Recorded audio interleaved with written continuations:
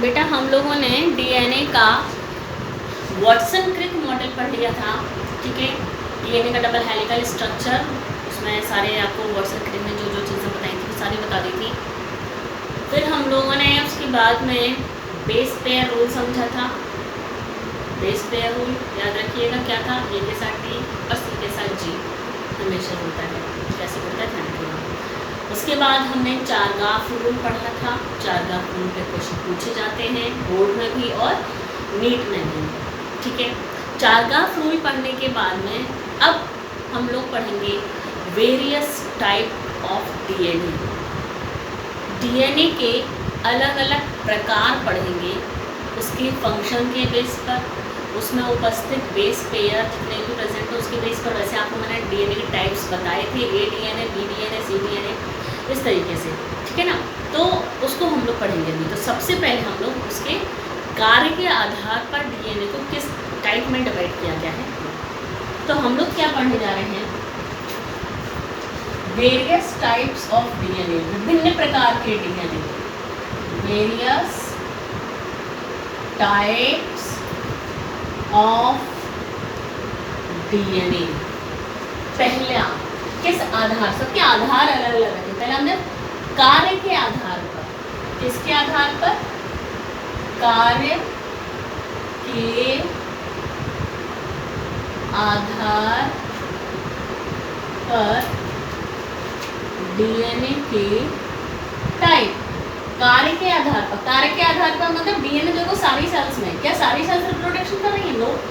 तो हमने डीएनए को यहाँ पर कार्य के आधार पर दो पार्ट में डिवाइड कर दिया है। एक तो ट्रॉफिक डीएनए, कौन सा डीएनए, ट्रॉफिक डीएनए, और दूसरा जेनेटिक डीएनए, जेनेटिक डीएनए। एक तो ट्रॉफिक डीएनए और दूसरा जेनेटिक डीएनए। ट्रॉफिक डीएनए वो होता है जो रिप्रोडक्शन के अलावा सारी एक्टिविटीज में भाग लेता है। ट्रॉफिक डीएनए वो होता है जो रिप्रोडक्शन के अलावा सभी एक्टिविटीज में भाग लेता है। तो ट्रॉफिक डीएनए कौन सा है, रिप्रोडक्शन के अलावा, रिप्रोडक्शन के अलावा सभी एक्टिविटीज में भाग लेने वाला, यानी कि रिप्रोडक्शन में भाग नहीं लेता बस। और ये जो जेनेटिक डीएनए होता है, ये डीएनए जो होता है ये रिप्रोडक्शन में पार्टिसिपेट करता है, तभी वो जेनेटिक कह रहे हैं। रिप्रोडक्शन में भाग लेने वाले डीएनए को हम लोग जेनेटिक डीएनए बोलते हैं। क्या बोलते हैं, जेनेटिक डीएनए बोलते हैं। एक्चुअली क्या होता है, जितने भी हायर ऑर्गेनिजम्स होते हैं उनमें ये अंतर समझ में नहीं आता, लेकिन कुछ लोअर ऑर्गेनिजम्स जैसे कि पैरामीशियम है, पैरामीशियम में तो ये अंतर बिल्कुल अच्छे से समझ में आता है। हायर ऑर्गेनिजम्स में नहीं पता लगता बेटा कि कौन सा डीएनए ट्रॉफिक है और कौन सा डीएनए जेनेटिक है। और हम लोग ऐसा तो समझते ही हैं कि रिप्रोडक्टिव सेल्स में जो डीएनए होगा वो तो जेनेटिक डीएनए ही होगा, बाकी बॉडी की जो सेल्स उसमें ट्रॉफिक डीएनए होगा, लेकिन दिखाई नहीं देता ऐसा। तो हायर ऑर्गेनिजम्स में इस तरीके के डीएनए के टाइप नहीं दिखाई देते हैं, लेकिन लोअर ऑर्गेनिज्म जैसे पैरामीशियम में बहुत ही क्लियर दिखाई देते हैं। पैरामीशियम का स्ट्रक्चर शायद आपने जूलॉजी में पढ़ा होगा, इसमें कि दो न्यूक्लियस होते हैं। पैरामीशियम के अंदर दो न्यूक्लियस होते हैं, दो न्यूक्लियस दो अलग टाइप के डीएनए। दो न्यूक्लियस का मतलब है दो अलग टाइप का डीएनए। एक तो होता है माइक्रो न्यूक्लियस जो छोटा सा होता है, एक होता है मैक्रो न्यूक्लियस जो कि बड़ा सा होता है, ठीक है। तो हमने कहा क्या, नोट करके लिख लेते हैं अलग से, क्या हायर ऑर्गेनिजम्स में, हायर ऑर्गेनिजम्स में यह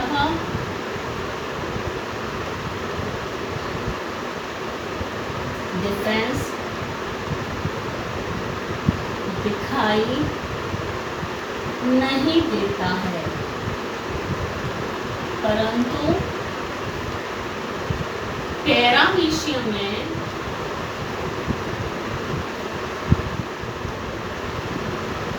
यह आसानी से देखा जा सकता है।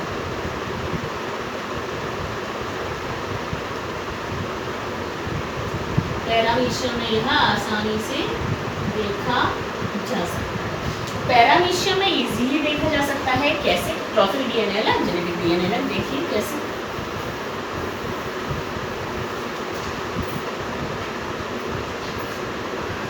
हमने कहा ये पैरामीशियम है। इस पैरामीशियम में क्या होता है? इसीलिए होते हैं, मालूम है आपको पैरामीशियम में इस तरीके के, यहाँ पर एक बड़ा न्यूक्लियस होता है और यहाँ पर एक छोटा न्यूक्लियस होता है। ये कहलाता है बड़ा न्यूक्लियस, मैक्रो न्यूक्लियस, और ये छोटा न्यूक्लियस जो है माइक्रो न्यूक्लियस कहलाता है। पैरामीशियम में ये पैरामीशियम है। माइक्रो न्यूक्लियस, ये माइक्रो न्यूक्लियस जो होता है ये रिप्रोडक्शन में भाग लेता है, रिप्रोडक्शन करता है, और मैक्रो न्यूक्लियस सभी एक्टिविटीज करता है। बात समझे? अलग अलग दिखाई दे रहा है या नहीं दिखाई दे रहा है? ये माइक्रो न्यूक्लियस जो है ये रिप्रोडक्शन में पार्टिसिपेट करेगा और मैक्रो न्यूक्लियस रिप्रोडक्शन के अलावा सभी एक्टिविटीज में पार्टिसिपेट करेगा। तो अंतर बिल्कुल क्लियर समझ में आ रहा है पैरामीशियम के अंदर। लेकिन जो हायर ऑर्गेनिजम्स होते हैं बेटा उनमें ये क्लियर समझ में नहीं आता। ठीक, तो हम लोगों ने डीएनए के टाइप को पढ़ा फंक्शन के आधार पर, यानी कार्य के आधार पर।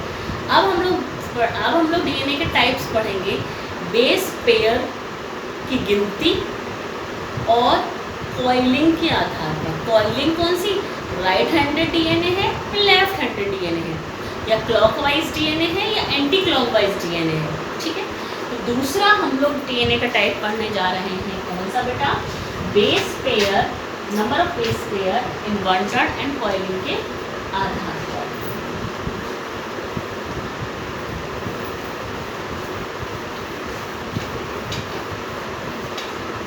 ठीक है, चलिए तो दूसरा टाइप हम लोग डीएनए के पढ़ेंगे इस आधार पर, number of base pairs and coiling के आधार पर। इसके लिए हम लोग पूरा एक चार्ट बनाएंगे।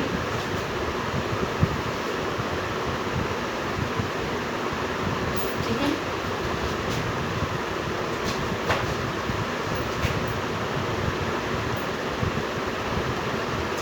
यहाँ हम लोग लिखेंगे डीएनए,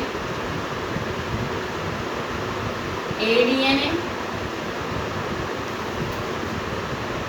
बी डीएनए, सी डीएनए, बताया था नहीं आपको, वही है, डी डीएनए, और लास्ट जेड डीएनए, लास्ट में जेड डीएनए। ठीक है, अब हम लोग लिखेंगे यहाँ पर number of base pair in one term. एक चक्कर में कितने बेस पेयर? आपको मैंने जो वॉटसन क्रिक का मॉडल बताया था उसमें बताया था ना, एक चक्कर में कितने बेस पेयर होते हैं? एक चक्कर में 10 बेस पेयर्स होते हैं। और आपको मैंने ये भी बताया था कि वो जो 10 पेयर्स होते हैं, यानी कि वॉटसन क्रिक ने जो मॉडल बनाया है डीएनए का, वो जेड डीएनए है। कौन सा डीएनए बेटा? वो है जेड डीएनए। ठीक है, चलिए ए डीएनए के अंदर यहाँ हम लिखेंगे नंबर ऑफ बेस पेयर, और यहाँ लिखेंगे हम लोग कॉइलिंग, है ना। तो number of base pair A DNA के अंदर 11 बेस पेयर हैं पर टर्न, 11 बेस पेयर पर टर्न। बी डीएनए के अंदर 10 डीएनए हैं, बी डीएनए के अंदर 10 बेस पेयर हैं पर टर्न। 11 डीएनए, 10 डीएनए, 9 वॉटसन क्रिक का जो मॉडल हम लोगों ने पढ़ा था वो बी डीएनए है। कौन सा डीएनए बेटा? वो बी डीएनए है। वॉटसन क्रिक का जो मॉडल पढ़ा हमने वो बी डीएनए है। ठीक है ना। अगर मैंने वहाँ पर जेड डीएनए बताया हो तो मुझे ध्यान नहीं है, लेकिन वो बी डीएनए ध्यान रखें, क्योंकि 10 बेस पेयर्स किस में होते हैं? बी डीएनए में ही होते हैं। तो वो जो वॉटसन क्रिक ने मॉडल बताया है वो 10 बेस पेयर्स वाला ही है, यानी कि वो बी डीएनए है। तो अगर उधर हमने जेड डीएनए बताया है बेटा तो उसको प्लीज़ करेक्ट करिएगा, वो बी डीएनए नहीं होगा। 10 बेस पेयर्स वाला बताया है तो वो बी डीएनए होगा, जेड डीएनए नहीं होगा, ठीक है, क्योंकि इसके अंदर 10 होते हैं और सी डीएनए के अंदर 9.33 बेस पेयर्स होते हैं। सी डीएनए के अंदर 9.33 बेस पेयर्स पर टर्न होते हैं, 8 बेस पेयर इसके अंदर होते हैं, 12 होते हैं जेड डीएनए के अंदर 12 बेस पेयर होते हैं। बेटा कितने बेस पेयर्स होते हैं? जेड डीएनए के अंदर 12 बेस पेयर्स। तो वाटसन क्रिक का जो मॉडल है वो बी डीएनए वाला है, क्योंकि बी डीएनए में 10 बेस पेयर्स होते हैं। कितने बेस पेयर्स होते हैं बेटा? 10 बेस पेयर्स होते हैं। फिर ये राइट हैंडेड है, राइट हैंडेड, ये भी राइट हैंडेड, ये भी राइट हैंडेड, ये भी राइट हैंडेड, केवल जेड डीएनए लेफ्ट हैंडेड है। केवल जेड डीएनए जो है वो लेफ्ट हैंडेड है और राइट हैंडेड का मतलब होता है क्लॉकवाइज, क्लॉकवाइज, ये भी क्लॉकवाइज, ये भी क्लॉकवाइज और ये एंटी क्लॉकवाइज, ये हुआ एंटी क्लॉकवाइज। बात को समझो बेटा? उधर प्लीज़ करेक्ट करिएगा आप लोग, अगर ऐसा कुछ मैंने बताया है वहाँ पर तो उसको प्लीज़ करेक्शन कर लीजिएगा कि वो जो वाटसन क्रिक ने मॉडल बताया था वो बी डीएनए है, जेड डीएनए नहीं है। बी डीएनए है जिसमें 10 बेस पेयर्स होते हैं, जो कि राइट हैंडेड होता है क्लॉकवाइज, ठीक है, क्योंकि हमने 10 बेस पेयर वाला ही समझा है। हमने जो मॉडल समझा है वो 10 बेस पेयर वाला समझा है बेटा, तो वो आप उसको प्लीज़ करेक्ट करिएगा अगर वहाँ पर ऐसा कुछ बताया तो ध्यान रखिएगा।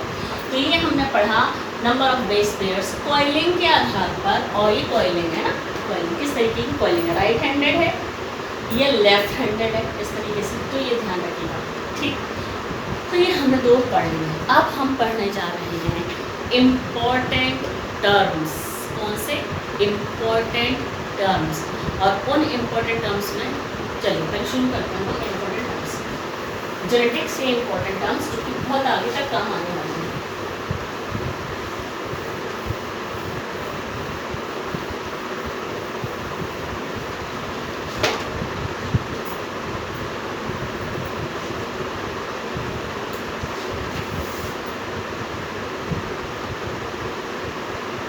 इम्पॉर्टेंट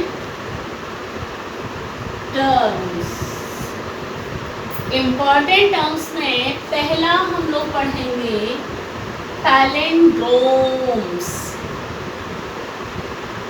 पैलिंड्रोम्स इम्पॉर्टेंट टर्म्स में पहला हम पढ़ेंगे पैलिंड्रोम्स। पैलिंड्रोम क्या होते हैं?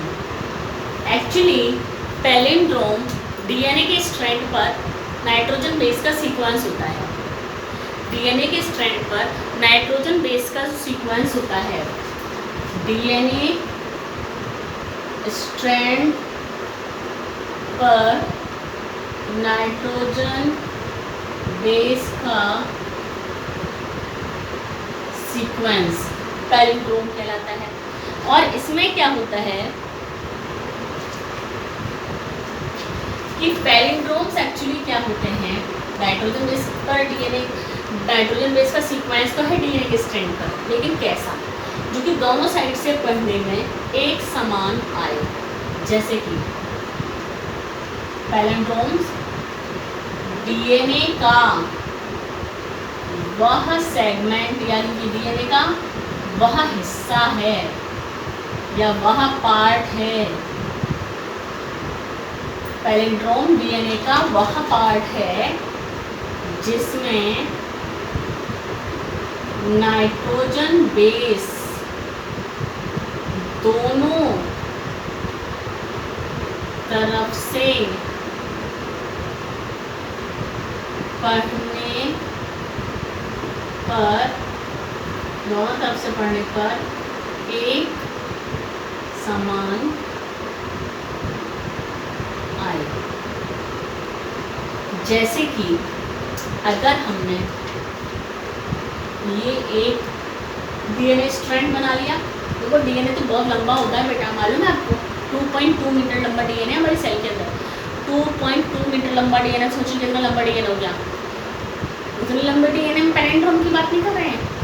डीएनए के किसी भी हिस्से में पैलिंड्रोम हो सकता है। पैलिंड्रोम का मतलब डीएनए का वो हिस्सा जिसमें इधर से पढ़ो तो भी बेस सीक्वेंस वही है, इधर से पढ़ो तो भी बेस सीक्वेंस वही है। शायद आपने उसमें पढ़ा होगा बायोटेक्नोलॉजी, अभी आपने नहीं पढ़ी शायद, बायोटेक्नोलॉजी आपने पढ़ ली है, यस बायोटेक्नोलॉजी आपने पढ़ ली है बेटा, तो बायोटेक्नोलॉजी में आपने पैलिंड्रोम बिल्कुल पढ़ा हो, तो आप इजीली समझ जाएंगे 100%। ठीक है, चलिए तो जैसे हमने कहा कि ये हमने 3 to 5 वाले डीएनए बना रहे हैं और ये हम बना रहे हैं 5 to 3 वाले, और हमने यहाँ पर बनाया बेस सीक्वेंस लिखे ATCG AT,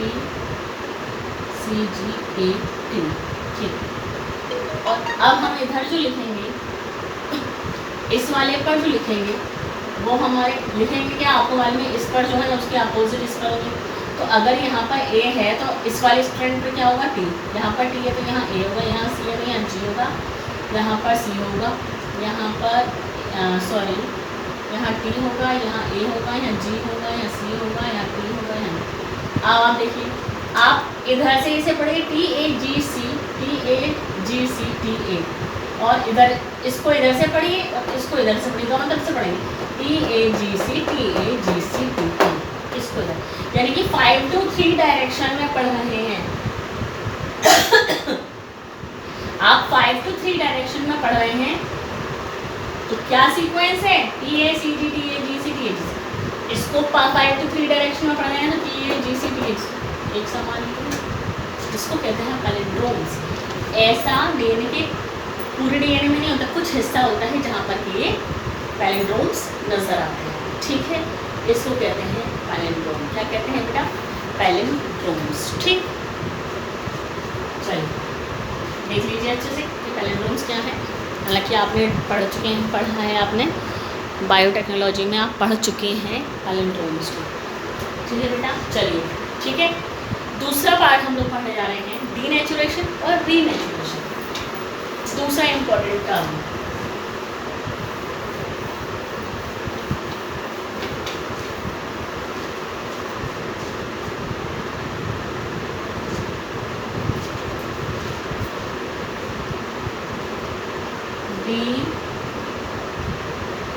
Denaturation and renaturation. Denaturation and renaturation. Denaturation का मतलब है हाई टेम्परेचर पर डीएनए को ट्रीट करना। शायद ये भी आपने बायोटेक में पढ़ा होगा। हाई टेम्परेचर पर डीएनए को बहुत कम समय के लिए, बहुत कम समय के लिए हाई टेम्परेचर पर डीएनए को बहुत कम समय के लिए गर्म करना या ठीक करना। तो क्या होगा, हाइड्रोजन बॉन्ड टूट जाते हैं। इससे क्या होगा, हाइड्रोजन बॉन्ड टूट जाते हैं। लेकिन जब आप उसको मैंने कहा बहुत कम समय के लिए, आप उसको बहुत देर तक गर्म करते रहेंगे, बहुत देर तक गर्म करते रहेंगे, तो क्या होगा, हाइड्रोजन बॉन्ड के साथ साथ फॉस्फोडाइएस्टर बॉन्ड जो कि फॉस्फेट को जोड़ा है वो भी टूट जाएगा और डीएनए हो जाएगा बेकार। इसीलिए हाई टेम्परेचर पर गर्म करते हैं, तो बहुत ही कम समय के शॉर्ट पीरियड के लिए गर्म करते हैं, जिसको कहते हैं क्या, डीनेचुरेशन। और रीनेचुरेशन, फिर से ठंडा टेम्परेचर कम टेम्परेचर देते हैं और फिर से कूल कर देते हैं। रीनेचुरेशन यानी फिर से कूल कर देना, ठंडा कर देना, जिससे कि हाइड्रोजन बॉन्ड फिर से जुड़ जाते हैं।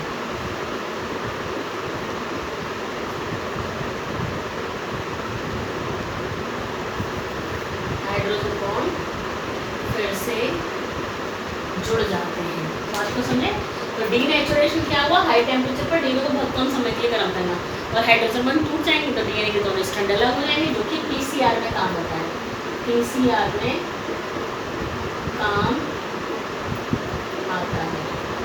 पीसीआर क्या था, पढ़ा है आपने बायोटेक में, पॉलीमरेज चेन रिएक्शन, एम्प्लीफिकेशन पढ़ा है ना, वहाँ पर ये हाई टेम्परेचर पे वहाँ पर डीनेचुरेशन किया जाता है डीएनए का।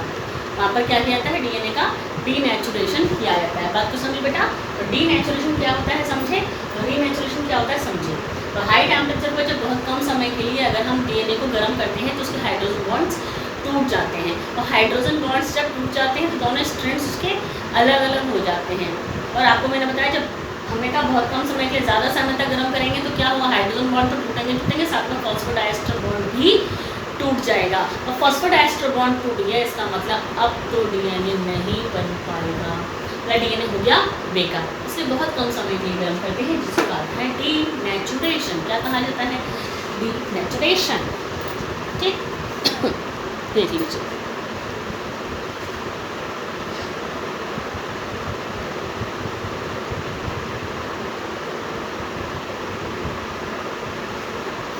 ठीक है, चलिए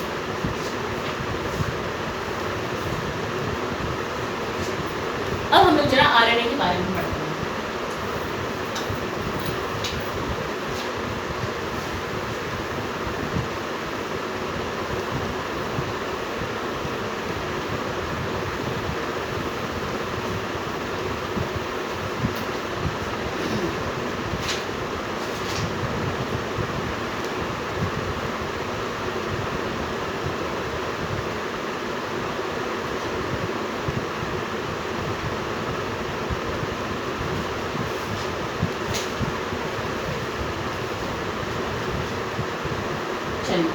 एक्चुअली यहाँ पर आपको मैं 2 ही बता रही हूँ, इसके बाद में आपको कुछ देखिए, ये मैंने आपको बताया बोर्ड के लेवल का, आपको मैं इसके बाद में कुछ और टर्म्स भी समझाऊंगी जो कि आपके बोर्ड के लेवल के नहीं हैं, वो आपके कॉम्पिटिशन लेवल के हैं, जेनेटिक्स से रिलेटेड टर्म्स ही हैं, वो आपको मैं आरएनए की बात समझाऊंगी। ठीक है ना, तो उसमें क्या है, वो कॉम्पिटिशन लेवल के टर्म्स हैं जो कि कॉम्पिटिशन में क्वेश्चन रीड में पूछे जाते हैं। ठीक, तो वो आपको मैं इसके बात करवाऊंगी आरएनए की बात। चलिए तो आरएनए की बात करते हैं। हमें पता है कि आरएनए जो है, आरएनए के अंदर शुगर कौन सी है, राइबोज शुगर है।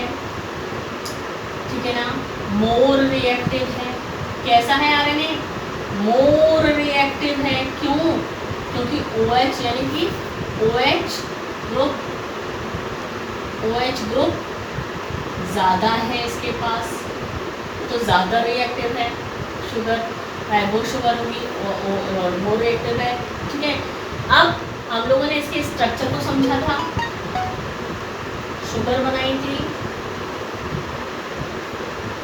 यहाँ पर नाइट्रोजन बेस जुड़ा था, 5वीं पोजीशन पर ये था, OH यहाँ था, OH यहाँ था। ठीक है, यहाँ पे न्यूक्लियोटाइड पड़ा था, और नाइट्रोजन बेस इसके पास कौन कौन से होते हैं बताओ तो, कौन से प्यूरिन्स होते हैं, कौन से प्यूरिन होते हैं, एडेनिन और गुआनिन। पायरिमिडीन कौन कौन से होते हैं आरएनए के पास, cytosine and uracil, cytosine and uracil होते हैं। तो ये आरएनए के बारे में ये वाला पार्ट हम पढ़ चुके हैं। अब हम पढ़ने जा रहे हैं आरएनए के टाइप्स। ठीक है, ध्यान रखिएगा कि जो हमने डीएनए में बेस पेयर रूल पढ़ा था, वो बेस पेयर रूल यहाँ काम नहीं आएगा। आरएनए के लिए बेस पेयर रूल एप्लीकेबल नहीं है, आरएनए पर बेस पेयर रूल काम नहीं करता। हमने पढ़ा था बेस पेयर रूल, तो बेस पेयर रूल यहाँ लागू नहीं होता, ना तो यहाँ पर बेस पेयर रूल लागू नहीं होता है बेटा, याद रखिएगा। और आरएनए ज़्यादातर कैसे होते हैं, सिंगल स्ट्रैंडेड होते हैं, सिंगल स्ट्रैंडेड आरएनए ज़्यादातर सिंगल स्ट्रैंडेड होते हैं। ठीक है, आरएनए कैसे होते हैं, सिंगल स्ट्रैंडेड। अब हम लोग 3 टाइप के आरएनए को पढ़ने जा रहे हैं। आरएनए कितने टाइप के, 3 टाइप के। चलिए ठीक है, ये सब आप पढ़ चुके हैं ऑलरेडी।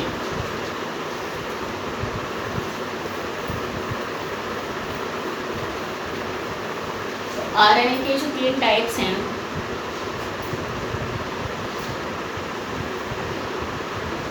आरएनए के टाइप्स, पहला आरएनए, एमआरएनए और तीसरा टीआरएनए। आरएनए को कहते हैं राइबोसोमल आरएनए, एमआरएनए को कहते हैं मैसेंजर आरएनए, टीआरएनए को कहते हैं ट्रांसफर आरएनए।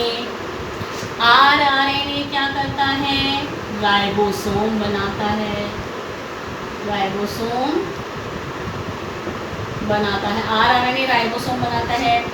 एमआरएनए क्या करता है? एमआरएनए डीएनए की इंफॉर्मेशन को लेकर आता है। एमआरएनए डीएनए की इंफॉर्मेशन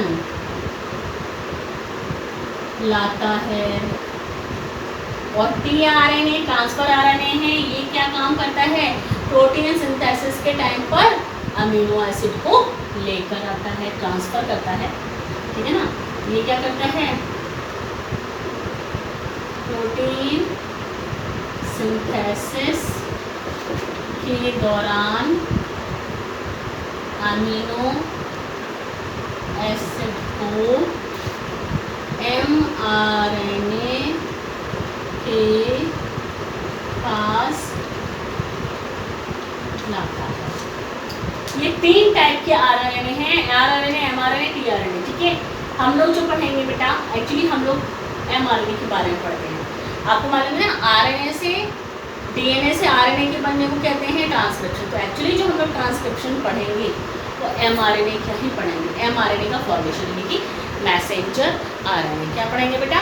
मैसेंजर आरएनए, ठीक है। तो ये मैसेंजर आरएनए का फॉर्मेशन कैसे होता है? ये जो मैसेंजर आरएनए का फॉर्मेशन होता है ये कैसे होता है? हम लोग एमआरएनए के बारे में पढ़ेंगे सबसे पहले, ठीक है। तो सबसे पहले हम लोग पढ़ेंगे एमआरएनए के बाद, लेकिन ये हम लोग नेक्स्ट लेक्चर में पढ़ेंगे, क्योंकि वहाँ पर आपको मैं तीनों बताऊँगी। तो नेक्स्ट लेक्चर में हम लोग एमआरएनए का फॉर्मेशन कैसे होता है, एक्चुअली तो ट्रांसक्रिप्शन हम लोग बाद में पढ़ेंगे, लेकिन यहाँ पर हम लोग पूरा कुछ एमआरएनए के बारे में शॉर्ट में पढ़ लेंगे कि किस तरीके से एमआरएनए बनता है, ठीक है बेटा। चलिए आज के लिए इतना काफ़ी है।